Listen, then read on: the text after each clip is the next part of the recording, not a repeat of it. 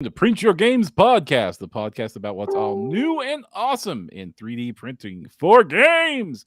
I'm your host, Jefferson J. Thacker, also known as Param, and I'm joined by Kristen Sowards, also known as Lost Spheres.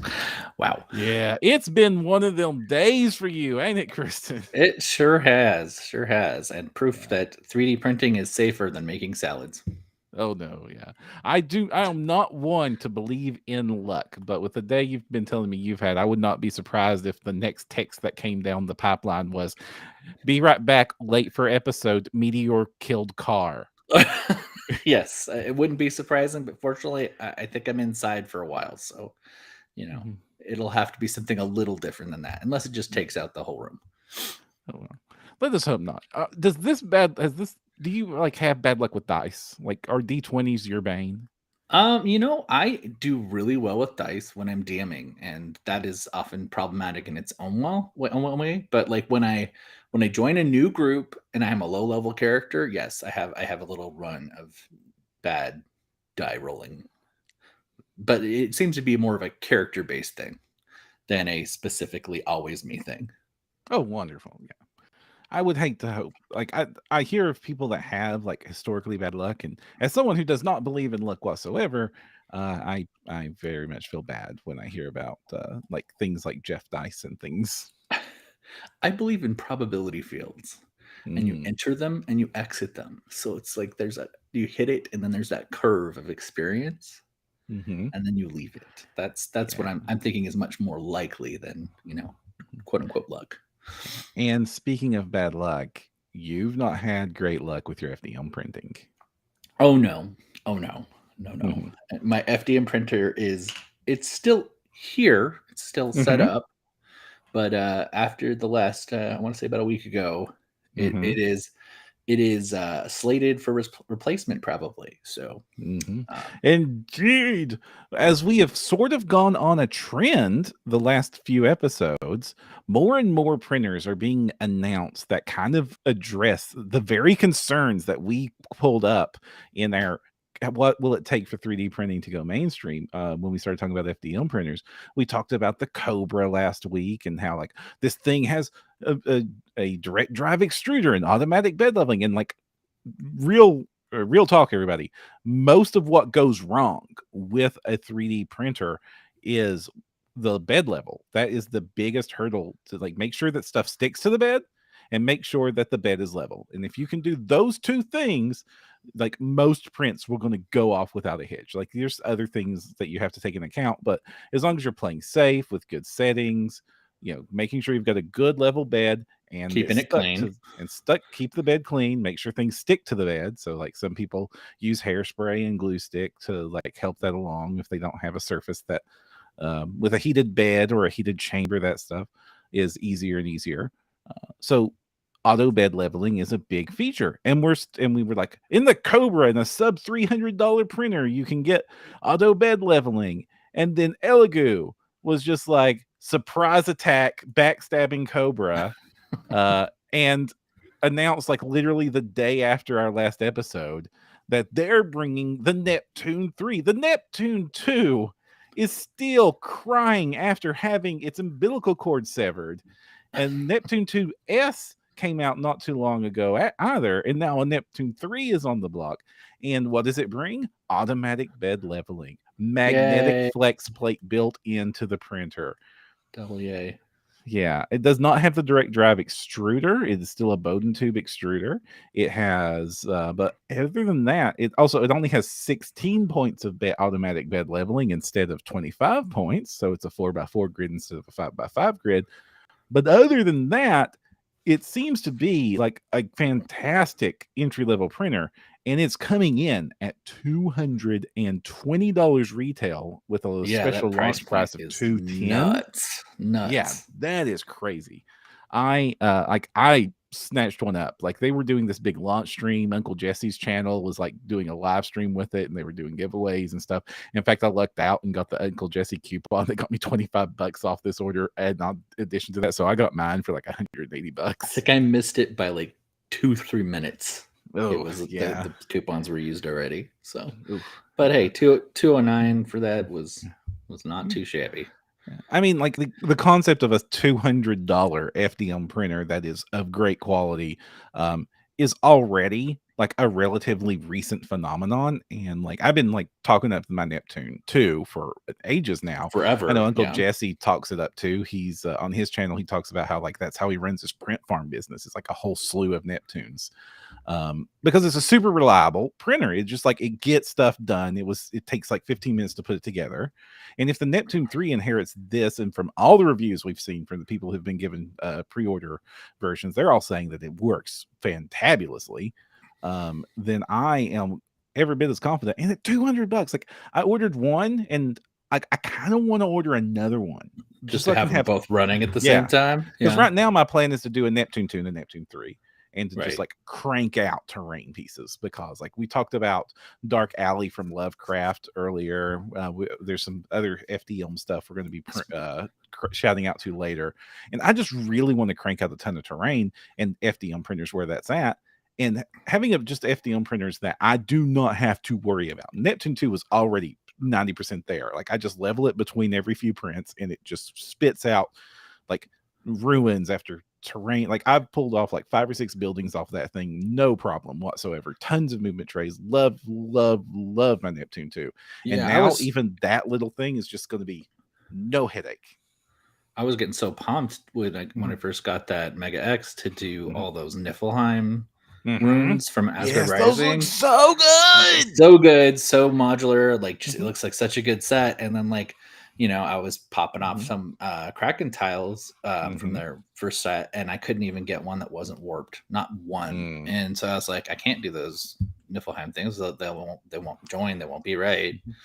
And I am excited because I would very much like now to use the Neptune 3 to do that. Yeah.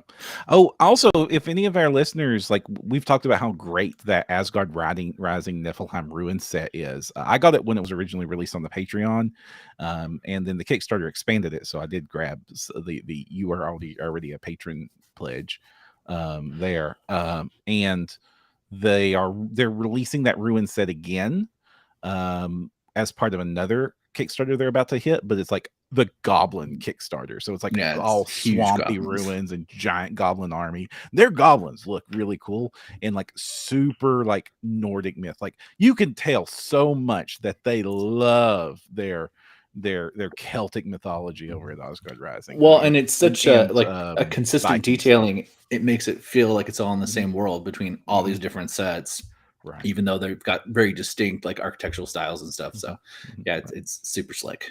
Right. It's like the stuff they release for the Norse mythology was like obviously Asgard Rising, great stuff there. But then like their Celtic stuff is also super on point, and their new dwarfs look really sweet. That's like they look like the illustrations from Rankin Bass's like Lord of the Rings movie, like the animated one, and I'm all about that. I'm all about that. They have just a little bit of retro vibe in them, but not hokey. They look old. They look low tech. I'm dark age dwarf. I'm middle. Like I'm the dwarf peasant that didn't get my father's billion gold piece ancestral plate mail to go into battle with because I had to sew the hole on this sock myself and pull my crossbow out of the mud to go to battle. Yeah, not quite the steampunk dirigible backpack dwarves that have been dominating the scene lately. Yeah, like I love me my steampunk dwarves, no complaints. Like, and Gamic is showing off steampunk dwarves in their next set, so that's great. And I forget who else is doing steampunk dwarves next month too. There's 2 different pledgers doing it next month. Yeah, I think Heroes Infinite's doing a whole bunch of steampunk stuff. Yeah, it's weird because some of that steampunk stuff is like, this is a weird set. Heroes Infinite is doing a steampunk set. They've done the previews for it. A lot of it is like all of Heroes Infinite stuff. A lot of it is like obvious proxies for Warhammer models, and they usually have similar silhouettes. And in their steampunk set, it's like, okay, that is something for Adeptus Mechanicus. Okay, that is something from Age of Sigmar. That is something for Necrons. It's like this weird, like the steampunk set itself is super cohesive, but the actual individual models that are proxies are from several different armies this time around, and it's really interesting. Yeah, a lot of potential filler, or you could play them cohesively together. Yeah. It's neat. Or, you could play one-page rules and, get the army creator stuff and like build the steampunk army. Or actually they have the Duchies of Venice. They have the steampunk army. Duchies of Vinci. Yeah. Vinci, yeah. Duchies of Vinci stuff. So you can totally do that over in our OPR as is, which is another reason I really like playing one-page rules games, is because of the point calculator. When you pledge in to the Patreon, you get access to the point calculator, which lets you build your own units. And so they actually have the rules to build your entire army available online. So if you wanted to build an entire faction for the game, they have all the rules to do that available for you. And it's the same rules that they use to build the armies that are official. So they will be balanced with each other, and that's kind of like is the biggest draw I have to one page rules games, is so that like I can pull in all these weird, awesome, unique 3D printed stuff, and then just have the plastic soldiers bang into each other till one of them dies. And as I recall, even the official armies you can play any two, right? Like interacting. Yeah, well, in casual play there's no limit. And Right. in competitive play rules, it's any two. You pick one to be your primary faction, Right. and your secondary faction is limited to 25% of your points. Right. So it's very, very flexible. But like, for instance, for me, who likes really cool, weird magic stuff, if I like the spell list from a different army, I can have my spellcasters be from that army, right? Or and then so have two different spellcasters from two different armies, lots of magic at your disposal. Yeah, you can pretty much just mow down my armies in a couple rounds if you have good ranged normal weapons, because I'm really just there trying to like roll all my weird magic effects off on people before I die. Right. All right, so let's take a closer look at some of these printers. So the one that got our attention, like the one that absolutely stole our attention, was indeed the Neptune 3.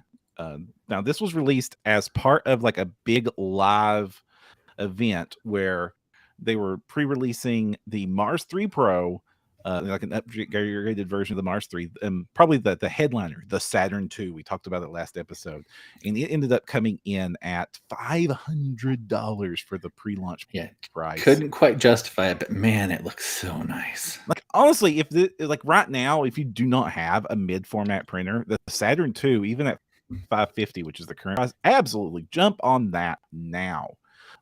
Like that is great. That is a great price for an amazing printer. Like that's what I paid for.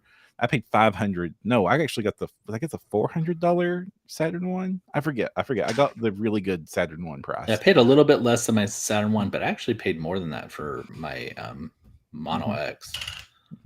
So yeah. So Neptune 3, it is got the auto bed leveling. We just talked about it. It's got the magnetic build plate. It has the super easy 10-minute assembly that they're doing. It's got a removable 4.3-inch touchscreen. I don't know what that's is useful for. It's got the bed tensioners on it. That's going to make keeping those the belt tensioners on it. That's going to make that easy. It is 220 by 220 by 220, so your standard Ender 3 size. And other than that, it's got all the fun dual gear extruder, silent stepper motor, so this thing doesn't make a god awful racket when you're printing with it. And I love this thing. And it's 220 by 220 by 280. It goes way up. Yeah, and they're offering that on pre-order right now. Delivery time, we don't know. We don't know exactly when this thing's going to get delivered, but we hope soon. So you ordered it too. I ordered it immediately, and you ordered it a few minutes after you. Yeah. I was not sure you were going to jump on board with that, because I know you've had FDM woes. I have, but I am not trying to bash that brand, but they have all had the same source, and it's also the same resin printer that I had issues with. Now, those were my fault though. But, my magic thinking is trying to connect them all into one umbrella. So I'm trying the opposite, going with I've had good experience with Elegoo. So we're gonna try to stay positive and have a good experience with Elegoo FDM. I'm a believer.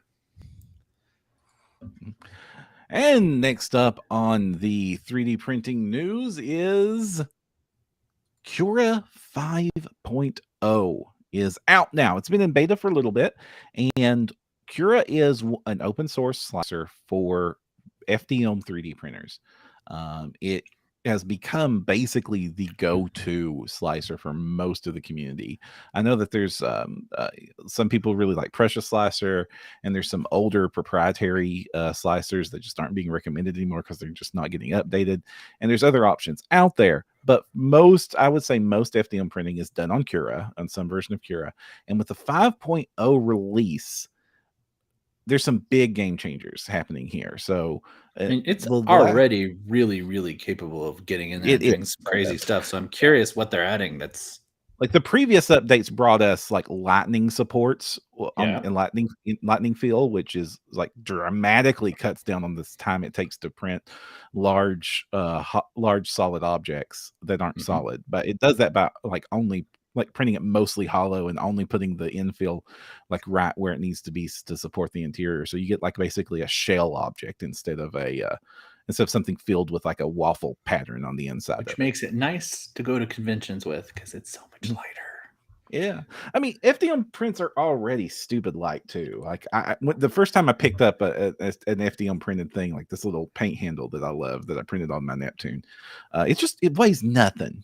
Yeah, but I mean, like, I guess I can have those big dwarven runes and the big like gazebo things and archways that I can like literally have like I can 2-finger that while I'm holding another mini and like it's like a feather. So you've been using lightning infill? Oh yeah, absolutely. Awesome. Yeah. I have not. I've still been using just the honeycomb infill because I haven't really been in a rush. But I also I'm using the Elegoo version of Cura with my Neptune, which is like the customized one just for the Neptune. Gotcha. That was like just pre-configured for easy mode. So, but Cura 5 is definitely going to get me to switch on over. The other big change that it brings, the biggest of the big changes, it now will handle variable width of the extruder. So before it set a width and it tried to just calculate out like the walls are going to be this thick and the interior we're going to have to fill with this many layers in order to get this object. And now it will actually like dynamically print wider so that it has to print fewer layers or even thinner so that it doesn't have to like squeeze in like crisscross patterns, and just dramatically decreases the amount of movement that the machine has to make while printing by being much smarter about how thick the bead that it is printing is. And on top of that, there's other optimization. This is all told resulting in average print time reduction of 20% just by slicing with the new version compared with the old version. I'm excited for that because you know me, like I was king of the 32-hour print job. So if I can save 4 or 5 of that would be handy because then you get that power outage if you go too long and you're done. Yeah, All 3D Print P has a wonderful write-up of this right now and accompanying video. And the other big benefit that it has between just printing stuff more solid, less wasted movement of the thing, is this now, because it can print tinier or thicker based on the needs of the print, it is capable of printing bigger objects and tinier objects, especially very tiny. They showed off with printing extra very tiny benchies in the Ultimaker Cura 5.0 release notes. So it can print super bitty tiny benchies. Wow. Whereas before, the lines needed to print a benchy that small were smaller than they could calculate, so it would just not print. Huh. That's crazy cool. Yeah. And considering Cura is free to be fantastic news. So if you are doing any FDM printing and you haven't upgraded your slicer in a while, go give 5.0 a shot and see if you like it, because it definitely seems like it's an upgrade worth making. And I know that many of us just like, there's an update available for my software, and most of the time we put that off, or some of us do. Maybe I do a lot, way more than I should. I have no idea how what you're talking about. My Cheeto box is totally up to date, I promise. I was paranoid about updating Cheeto box back when they were doing the the locking things to the boards. Uh-huh. And I was like, I don't want to screw up my printers and have to do firmware flashes. And now that's not a concern anymore because they've released the SDKs for those, and many of the printers are being supported on multiple slicers again. And that giant PR disaster is over. But for a while there, I was just like, I'm never updating G2Box again because I don't want to flash my Saturn's firmware, and I don't know that I would need to, but I don't know that I wouldn't need to. Right. Yeah. But there's no reason not to update Cura because it is open source software. Oh, other big news. It now has much better support for M1 chips on Mac. There was lots of complaints from Mac users that Cura was just so slow slicing compared to equivalent Windows computers. So better slicing on Mac. So if you're using a Mac, great reason to upgrade. Well, maybe now I'll use it because I have a Mac, but I've never used it for slicing. So that's good to know. Yeah, fantastic. All right, and the final bit of FDM related news. So now we got better slicing. The printers are printing fat. Prints are going to print 20% faster just by upgrading our stuff. Alex says, have they fixed the bug that stops Cura from opening if you have G2Box installed? I have no idea. I was not aware that bug existed, Alex.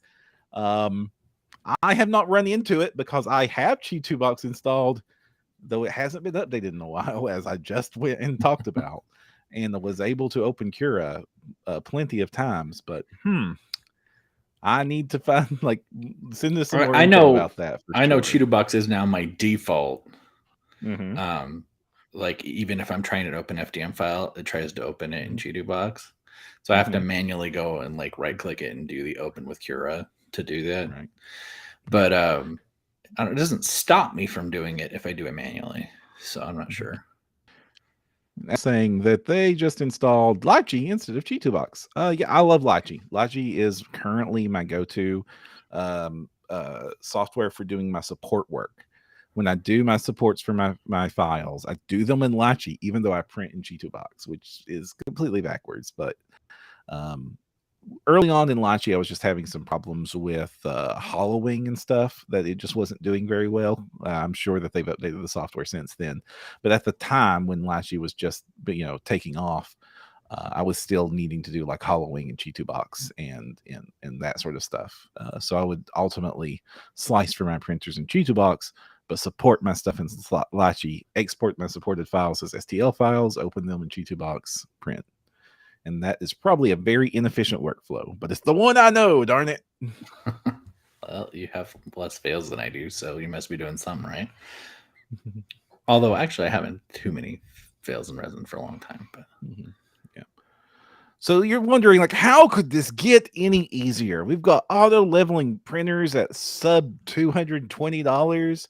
We've got the Cobra Max, which is a big old boy 3D printer with all of the auto leveling features and stuff at sub $500. What could make our lives even easier, Kristen? I bet the answer involves more money. It kind of does involve more money. This is a Kickstarter printer. I don't like, I know that Kickstarter printers have a history of drama and failure. So go into this one cautious because this is unlike Anchor, which, massive tech company that probably going to deliver on the stuff it makes because it makes a lot of good stuff. This company, Bamboo, I'm not super versed on. Bamboo Labs X1 printer is a Core XY printer on Kickstarter right now that is showing some features that just seem kind of ridiculous. Lots of the YouTube channels have gotten hold of the pre-launch of it, and they have been loving what they've been seeing, which is the only reason that I trust this enough to bring it up. But the Bamboo has a heated interior, which is, auto bed leveling, the heated interior. It's got a built-in webcam, all the cool stuff I was talking about the Anchor, then some. It's got multi-material spool feeding. So it's got a 4-slot one on top, and you can sling a 5th one around the back and feed that in. So 5 filaments. Yeah, so if you want to print in 5 different colors, you can do that with this printer. Or they make filament that is just support material that dissolves, so you can print the support material. You can print the model and with dissolving support material, and then just dissolve it away so you don't have any like scarring on your print. Cool. Yeah, that's a cool thing you can do with multi. That sounds neat. What on earth is a Core XY? What does that even mean? Okay, so a Core XY printer, it's as opposed to a bed slinger printer, which is what the Neptunes and the Enders are. So it, instead of the print head moving, the print head moves in X and Y, so it goes forward, backwards, instead of like the Neptune's Ender where it goes left and right and up and down. So it does Y and Z, and the X-axis is handled by the print bed. I might have my X and Y backwards here, and the bed itself on the printer moves is the other back axis. and forth. Yeah, it moves back and forth. The reason that is sometimes a bad thing, actually, usually always a bad thing. I know. Oh, why do you know? Because if you put it too close to your wall and you're not paying attention, no, it has nothing.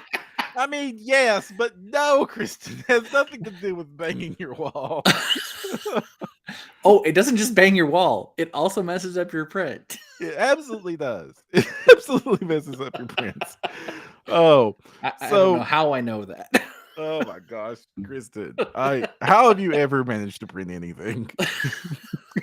Today, I could not tell you. I think it's been all random circumstance.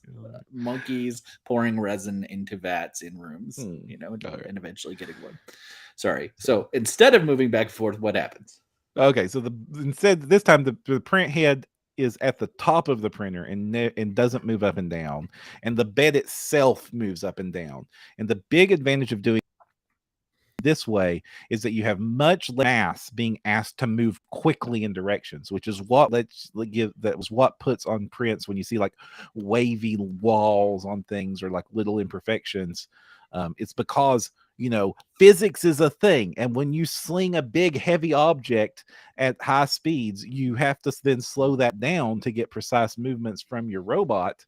And because let's have an FDM printer is taking a plastic filament, melting it into a liquid, then very precisely and very quickly moving it across a surface with fans cooling it down immediately after.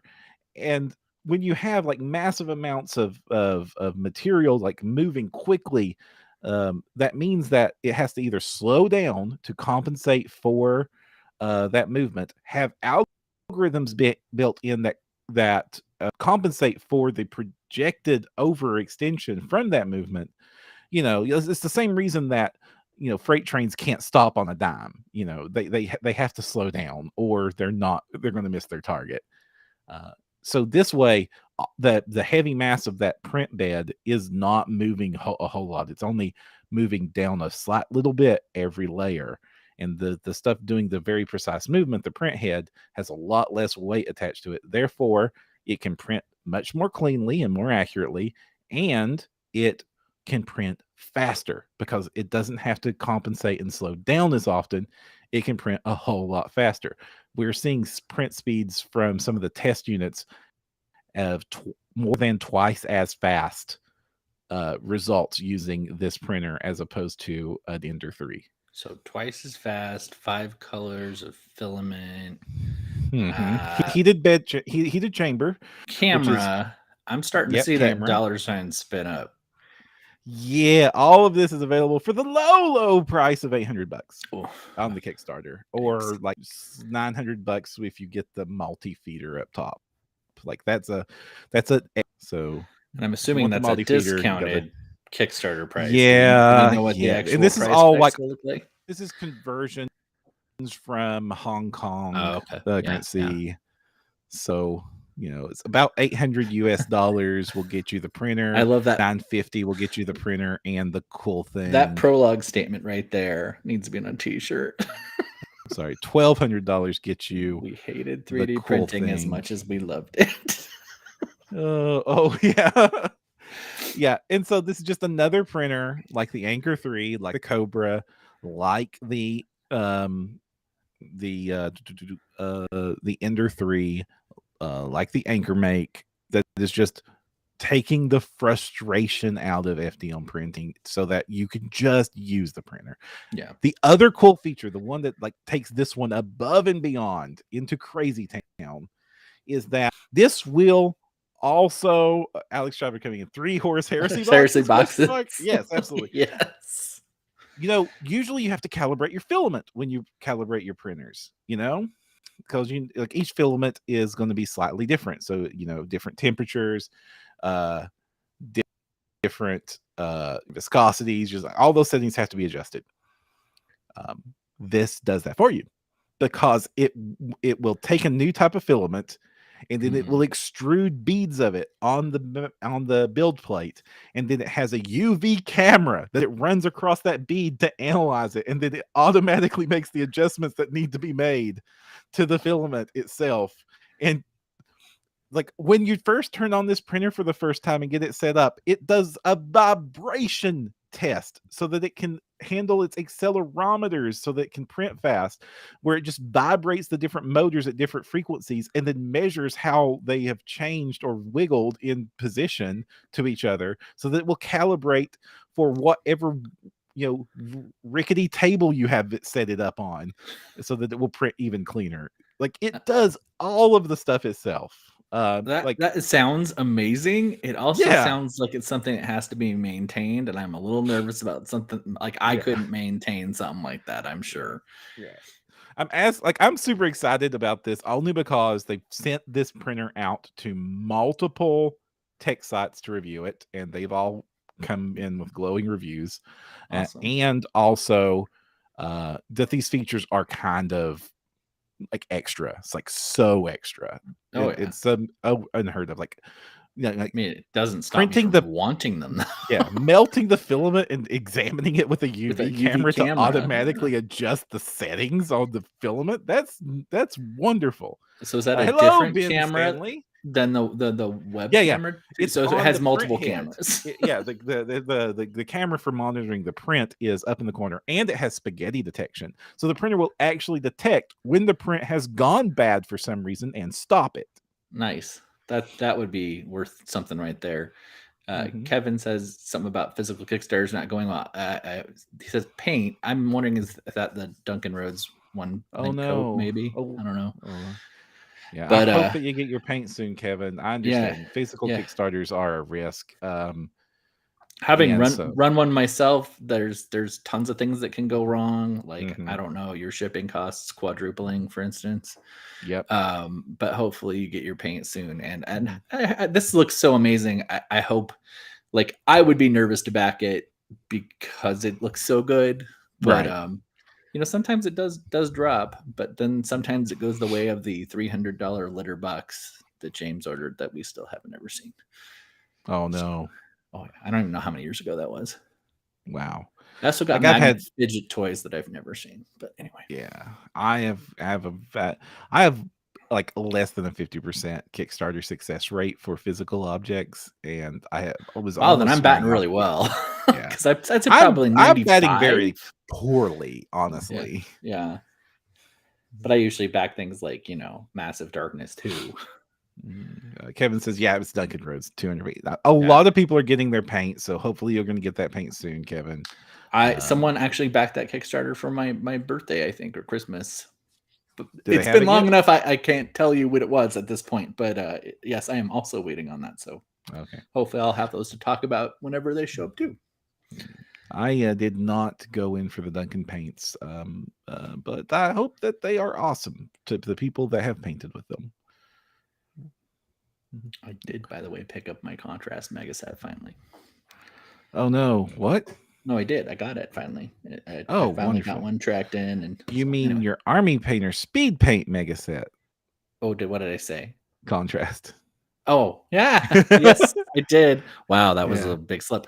I mean, I have the contrast mega set. Like, sure, jump in on that $300 train. Yeah, I don't have that. I have enough of a painful contrast set. No, the speed paint mega set. I am clearly very tired. I will say blood loss from today. Ben, I think you might have just missed the rundown on the Yeah. So just to answer Ben's question in chat, we're talking about the Neptune 3. They announced it literally the day after our last podcast when we were talking about how cool the Cobra was. And automatic bed leveling, magnetic build plate, lots of cool features, sub $220 price tag. It's a yet another printer that is making FDM printing easy. These printers are taking care of the frustration part. No longer is the expectation that you're going to need to buy a printer and then take half the parts of it and throw it straight into the trash and replace them with all the other aftermarket parts you bought on Amazon. I am never, at this point, I'm never opening that Ender 3. I'm going to just find a good home. Like, who wants a free Ender 3 Pro and give it to somebody? I mean, it's still a decent little printer, though. I'm sure it is. But man, I love printers that I just have to take the top and put it on. Oh, James Dirchmond. Dirchmond, yeah, it's 2018 there. That's Yeah, sorry you're never getting that litter box, James. Ben Stanley says, I want the free Ender 3 Pro. Ben, toss me a email. If you're willing to pay shipping, I will put it in the mail for you. It is all yours. Fun and prizes on our podcast here, apparently.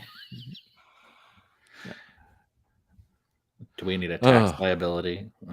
I have no idea. We're not for profit right now. So yeah. Awesome. So that's I thought that would last us a little bit longer, but I mean, at this point, I'm kind of hype. I was getting a little bit annoyed with FDM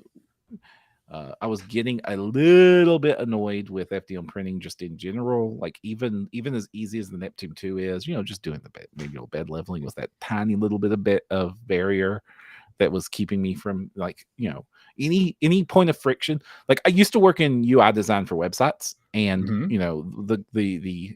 sure this is a gross misunderstanding, but like we basically said, like anytime you have a decision point, you lose half the people. It's like the second you put a friction point where they have to make a decision or do something extra, you lose half your audience. And so it was constantly, when designing websites, like reduce the friction points, like and like I'm sure that's a gross exaggeration or maybe not even super accurate, but manual bed leveling before I can run a print has stopped me from doing a print when I'm tired after editing this podcast, going in like 2 a.m. into the house, and it's like I kind of want to get the cool dice tower going. I'm tired. Especially then it's like you get the energy up, then you go in and if you're doing your due diligence, you remember, I need to heat the bed. Mm-hmm. So now I've got to heat the bed and wait for that to come up. And, that's a good, 10 to 20 minutes while you can get distracted by 8 million other things. And now you've got your bed. Do not make the mistake of leveling without bed. And I have. That bed and first. You are going to have a bad time. You are going to be done right there. That's going to be it. And you get tired, especially like right before bed, like you said, you heat it up, you whatever, you make the mistake. If you don't, you waste a whole print that runs while you're asleep, and you come into spaghetti. Mm-hmm. Yeah. And that is so like, when that happens to the big print, and it's just like, oh no, the top half of this castle just doesn't exist. Yeah. And then you have to clean up the filament. It's a bad time. So anything that makes this easier is going to, and also this is adding another FDM printer. I am happy with my one Saturn. For my personal use and for printing for my friends, one Saturn takes care of all of that problem, and I don't need to worry about it. The Saturn takes care of all my needs. Sure, there might be some times when I want to do a very big project and have to run multiple print plates to get it done. But more often than not, the Saturn just sits idle waiting for me to decide to print something.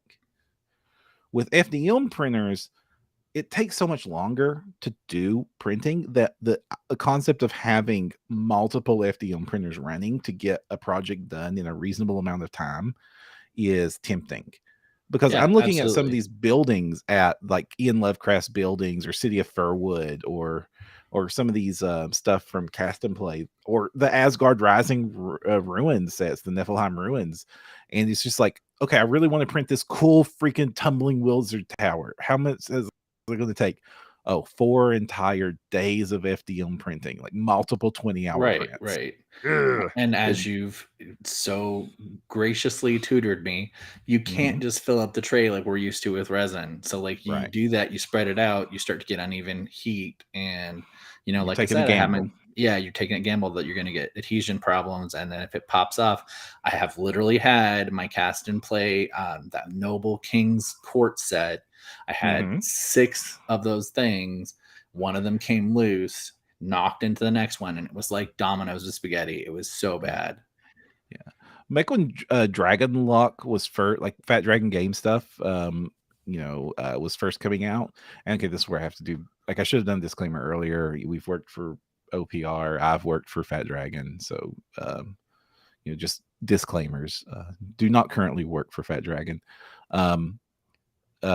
Those, when they were doing their thing, I was seeing like the users post like with like the floor tiles stacked like 50 to a plate, just like crammed on there, and it's just like, wow, you're taking your life in your hands with that, my dudes.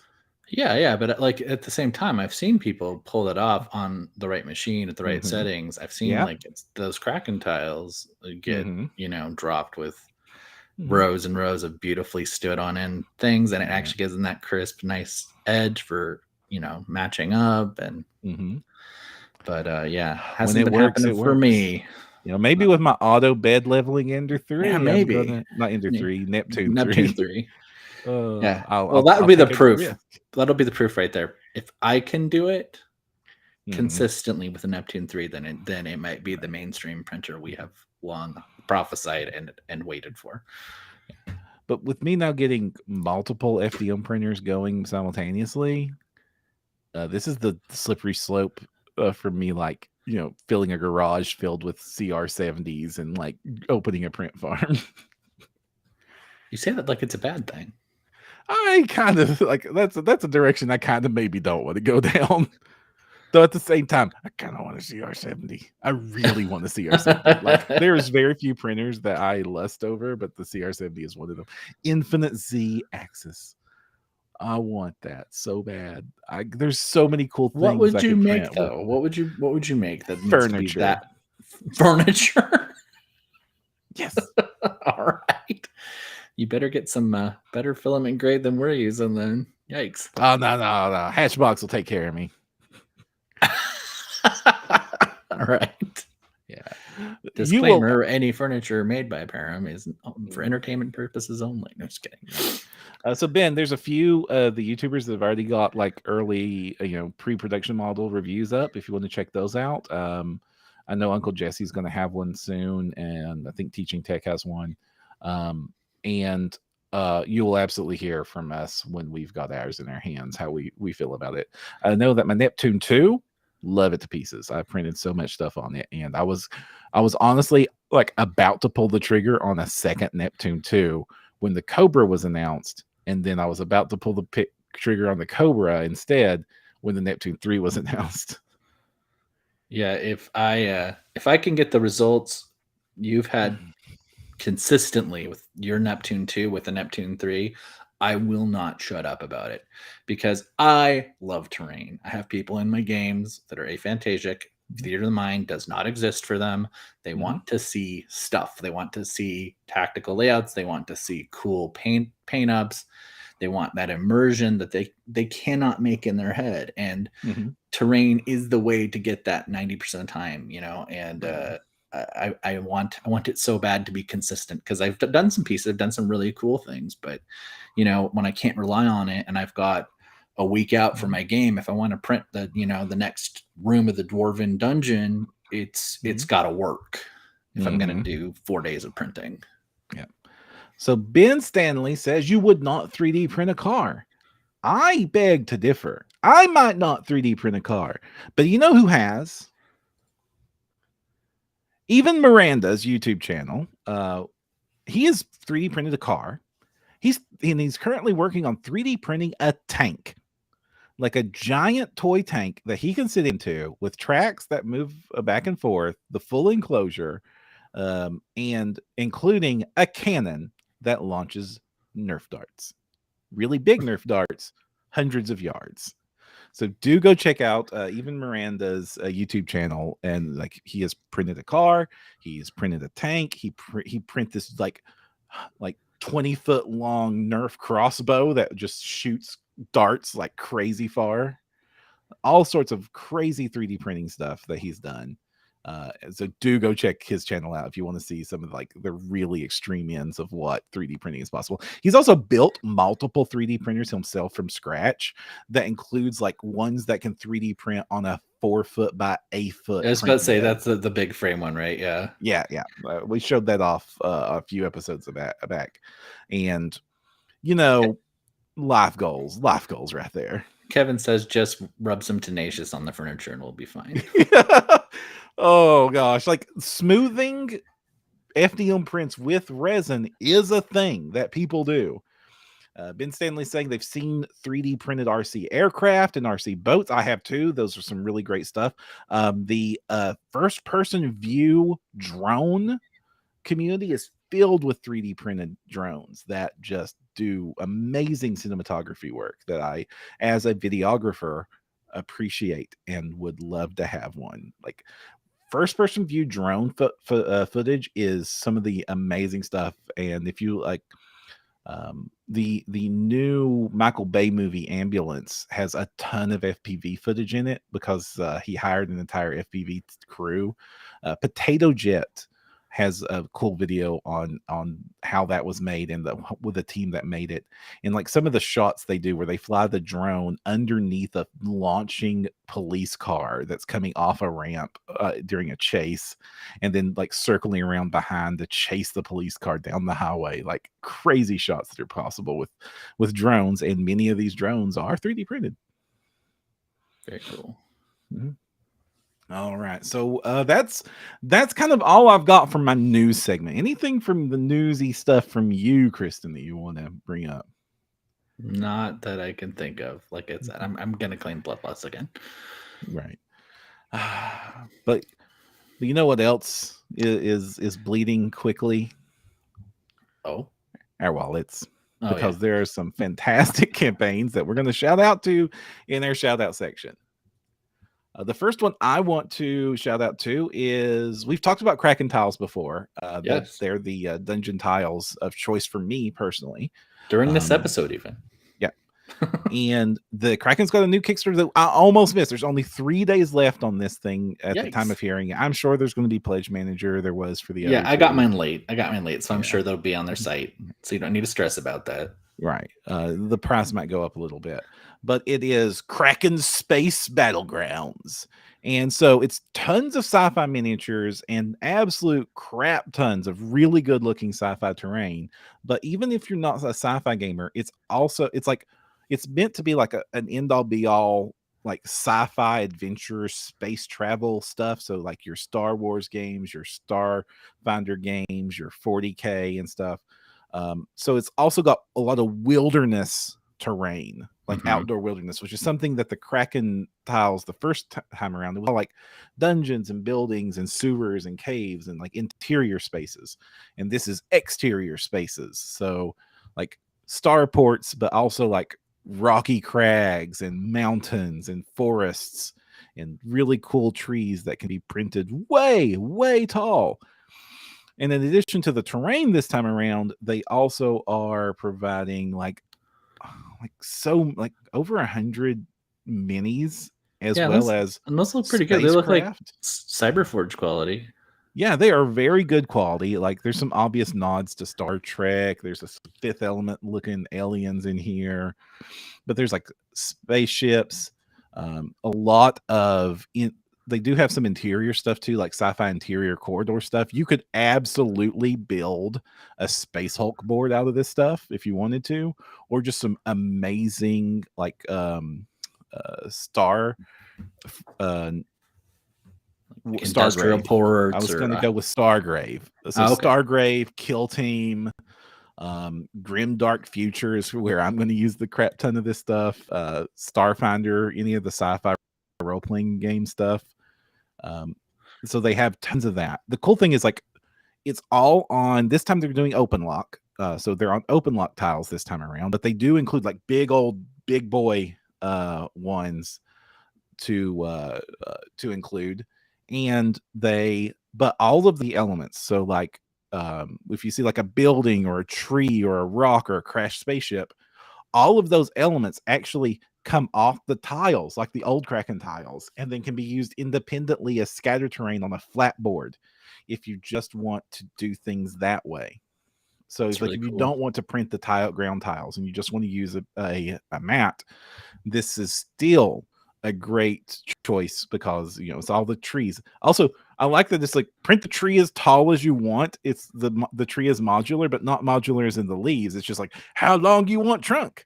Like this is the Undertale long boy dog that you can just keep padding to make the neck longer and longer and longer. It's interesting too, because I think I mentioned before we were talking before the show went live that I really like Dungeons and Lasers, and they have some modular trees, and I actually think these might look better. And the idea that this is more customizable if you want to do more short stunted burn forest, you could also use it. It looks like maybe they're using some foam bits or something to make some flushed out, like quote unquote live trees later, but they're good framework and again more customizable with height. So I think I really like that.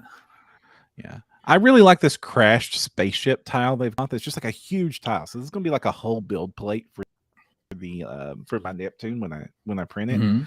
But that crash spaceship, like I still remember fondly running a game store when the Battle from a Crag came out for Warhammer, and like cool Space Marines and stuff. But what I really liked from that set was it had that big crash spaceship terrain piece. I'm like, that's so cool. I wish I had that terrain. And so now I can print my own crash spaceship. Yeah, and you could even use it if you're doing a weird mixed apocalypse fantasy setting. You could even have it on a fantasy world like a Barrier Peak style. There's a crash spaceship, monsters coming out of it, etc. So yeah. So I've had great experience with the Kraken stuff before. So the new like the all-in pledge is €45 or 49 USD, and it gets you, like I said, a crap ton of miniatures and all that terrain.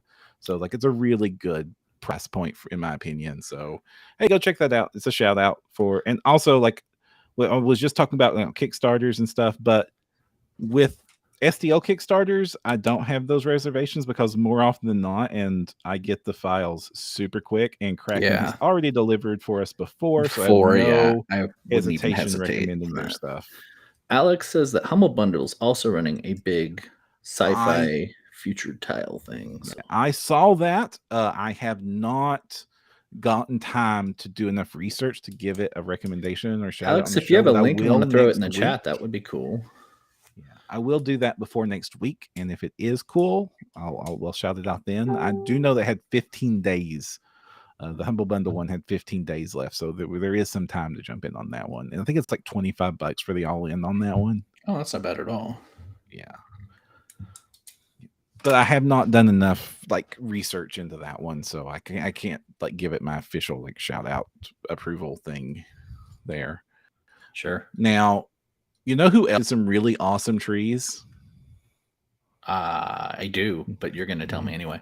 Yeah, Cast and Play. Cast and Play this campaign last year called the Terrain Essential stuff. Terrain Essentials, outdoor volume nature, like swamps and caves, like dozens and dozens of different sets. Yeah, it is good really, stuff. Really cool terrain that was designed to be printed out in resin. By the way, this stuff is not like I don't know if you can print it out in FDM, but like this was designed to be printed out in resin.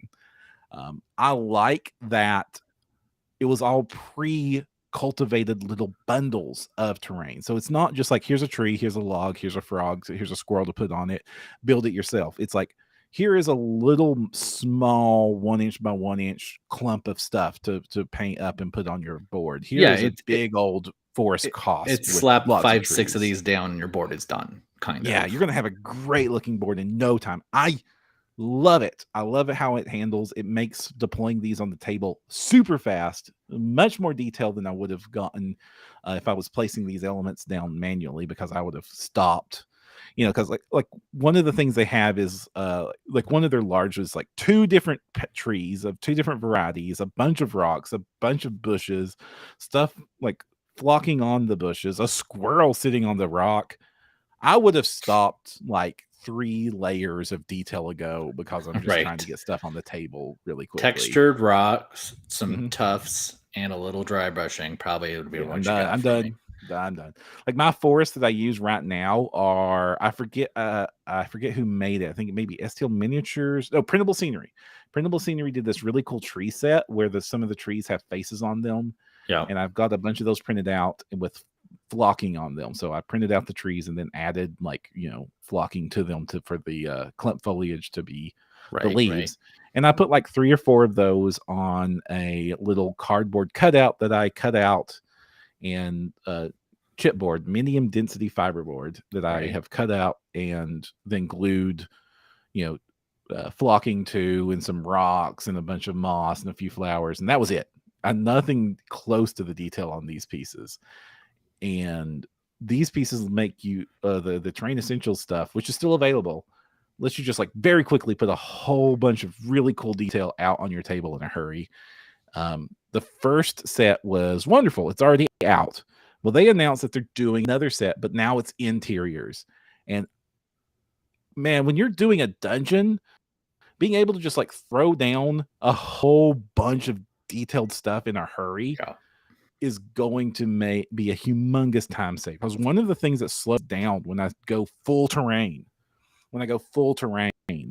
is just getting, don't want to take all day slapping it down. So like they've got instead of like laying down a coffin, it's a little clump that's a coffin with a jar, some skulls, like rock, a treasure chest, no candles. And this Cast and Play already does some of the best furniture in the industry. So their stuff is very expressive. It prints well. It reads well on the table. And you can print this out very easily and use some contrast paints and some dry brushing, 5 minutes total to get this stuff painted up. And it would look wonderful on your table. Also, they're going to have beds. So this is an upcoming Kickstarter they're doing. Just keep an eye out on it. They don't have the detail teasing it. They're being very teasy like Cast and Play always is. Yeah. But this is going to make my interior scenes as easy to decorate as my exterior scenes. Yeah, and I totally dig that it's in that same consistent vibe with their terrain pieces that come with their Patreon. So like it's just gonna dovetail like perfectly. Like if, for instance, my FD printer had not destroyed that royal room, those little bookshelves and stuff would have gone perfect in it. Oh, yeah, sad. Yeah, and your Kraken tiles looked really cool. I really liked them. Those weren't 3D printed, but they looked fantastic. Oh, you're talking about the Dungeons Laser ones, or I did print some Kraken ones 3D printing, and they had warped on the side. So. Kevin asks in chat, wondering, have y'all seen the Festa guy who's been printing up beautiful models on the Sonic 8K? Person's made temper the Mini 8K. I have not. The Mini 8K is a fantastic looking, affordable little printer that has been tempting me as well, because like hyper detail at that low, like it will blow away anything that a mold is able to produce. Forget COcast. You're going to get the best possible prints out of something like that. But no, I haven't seen that particular printer, Kevin. So give me some links. I'd love to check it out. Any shout outs from you, Kristen? Kind of, yeah. For me, for me. Oh, I will physically be at MiniCon, which is a very, very small, discreet thing at Game Haven in Utah, Sandy, Utah. And we'll actually be doing kind of small panels. We'll also have some demos. I'll be showing off some 3D prints, be talking about how to use them in your games. I also probably be running a game. It's on free RPG day. So you can come in and get free stuff, giveaways and all that stuff.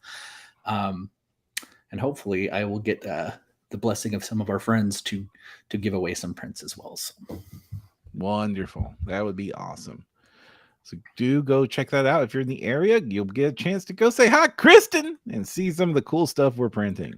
I might even have little printed me's. Oh, fantastic. And with that, we are at time. We thank all of you all for joining us for this episode. It has been fun. I'm really excited for the way that the technology is advancing with 3D printing. Like it's iterating so fast. Yeah, it's great. Yeah, it's hurting the wallet, but it is absolutely making the inner 6-year-old happy with joy that I can make toys happen just by hitting buttons now. So if you want to help out the show, one of the best things you can do is give us a 5-star rating. We think we're 5-star, but give us a rating over on iTunes or on Spotify. If you're watching us on Facebook, it also helps out if you give us a like and subscribe and leave us a comment like what you would print with a cool new awesome $800 printer that prints support material you can melt in the sink. And also, if you want to find more, you can find us at printergames.com. And Kristen, what were you about to go to? Don't forget to use your screen protector until you get one that has a built-in one, because that's going to be a thing now. Yeah, it's great that they have built-in screen protector. They're going to ruin their outro line, Kristen. I know. It. But until you have a crazy tempered glass immune to resin built-in screen protector, don't forget one. Yep. Right. I'm Jefferson J. Thacker, also known as Parham. I'm Kristen, also known as Lost Spheres. And we will see you next time. Bye-bye.